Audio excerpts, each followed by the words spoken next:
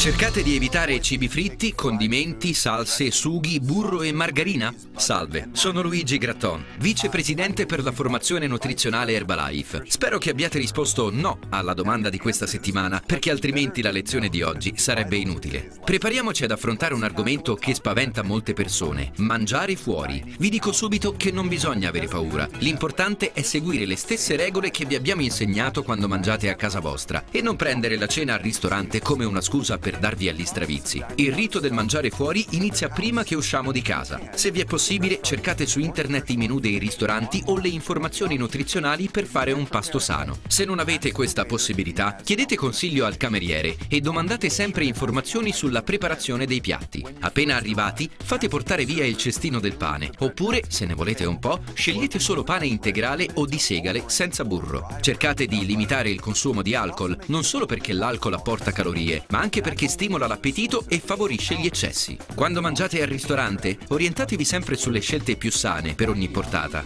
Come antipasto, provate una zuppa vegetale o verdure cotte a vapore al posto di patatine fritte o stuzzichini del genere. Cercate nel menù le parole che sono sinonimo di pochi grassi, come cotto a vapore, alla griglia, al forno. Evitate tutto quello che equivale a molti grassi, fritto, in padella, alla panna. Chiedete sempre il condimento a parte. Per quanto riguarda il contorno, ordinate doppia porzione di verdure al posto ad esempio delle patate. Per il secondo, optate per pesce e pollame al posto delle carni rosse, che contengono più calorie. Quando scegliete un'insalata, fate attenzione a grassi e calorie nascosti. Usate condimenti leggeri serviti a parte e state alla larga dagli extra pieni di grassi, come pancetta o formaggi. Infine, saltate i dessert pieni di calorie e buttatevi su frutta fresca o caffè decaffeinato. Tenete presente che spesso le porzioni al ristorante sono enormi, per questo potete dividere una porzione con un'altra persona del tavolo. In questo modo sarete meno inclini ad esagerare e avrete comunque soddisfatto il vostro palato. So che non è sempre facile avere cura del proprio benessere. Per allenare l'organismo a desiderare i cibi giusti, bisogna cominciare dal primo mattino. I frullati Formula 1 Herbalife sono un ottimo modo per iniziare la giornata, specie quando si vuole controllare il proprio peso. Aggiungete 2 misurini al latte parzialmente scremato o di soia, mettete della frutta fresca e frullate. Avrete un pasto sano con meno di 220 calorie, a seconda del gusto, e un apporto fino a 9 grammi di proteine. Vi troverete a desiderare uno stile di vita più sano e a fare scelte migliori ovunque siate. Per maggiori informazioni su come i prodotti Herbalife possono aiutarvi nelle abitudini alimentari, rivolgetevi al vostro personal coach del benessere. Termina qui la discussione di questa settimana. Io sono Luigi Gratton e vi ricordo che mangiare fuori non deve essere un'eccezione, ma una componente normale di una vita sana e attiva.